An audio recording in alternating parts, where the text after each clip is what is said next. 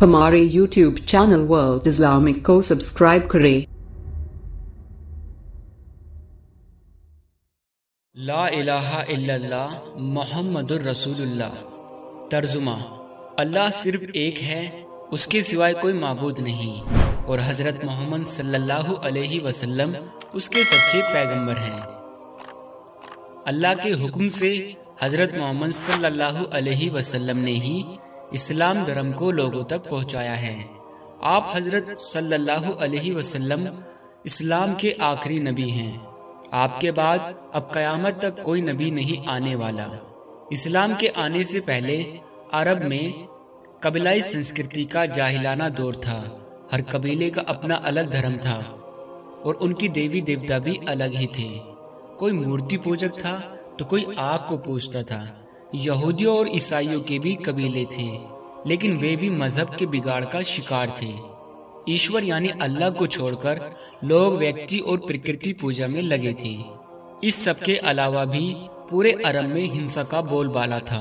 औरतें और बच्चे महफूज नहीं थे। लोगों की जानमाल की सुरक्षा की कोई गारंटी नहीं थी। सभी और बद इंतजामी थी।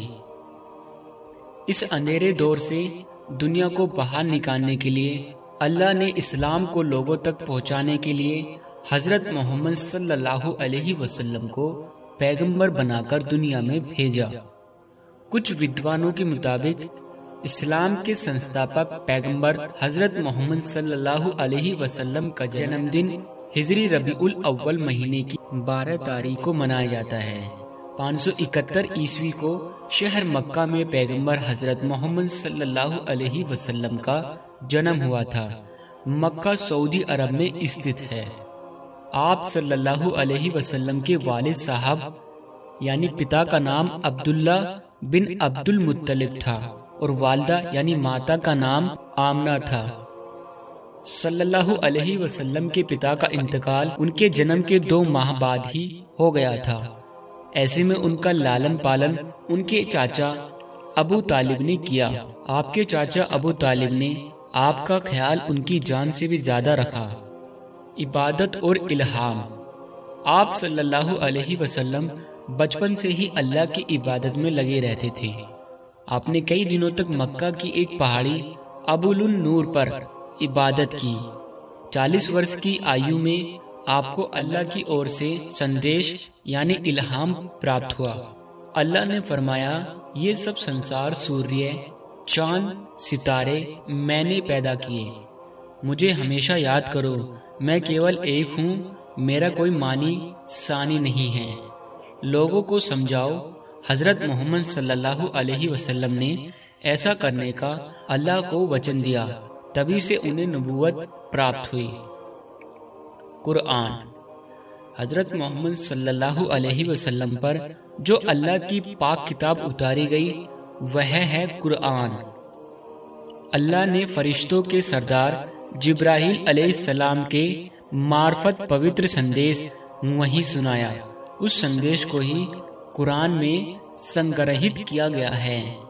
कुरान को नाजिल हुए लगभग 1400 साल हो गए, लेकिन इस संदेश में जरा भी रद्दो बहल नहीं की गई है। सबसे पहले ईमान। नबूवत मिलने के बाद आप हजरत सल्लल्लाहु अलैहि वसल्लम ने लोगों को ईमान की दावत दी। मर्दों में सबसे पहले ईमान लाने वाले सहाबी हजरत अबू बकर सिद्दीक रजी अल्लाह ताला अन्हु रहे। बच्चों में हजरत अली रजी अल्लाह ताला अन्हु सबसे पहले ईमान लाए और औरतों में हजरत खदीजा रजी अल्लाह ताला ईमान लाई।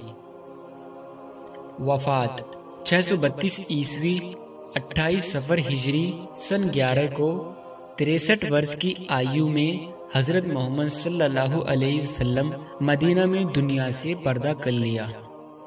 उनकी वफात के बाद तक लगभग पूरा अरब इस्लाम के सूत्र में बन चुका था और आज पूरी दुनिया में उनके बताए तरीके पर जिंदगी गुजारने वाले लोग हैं।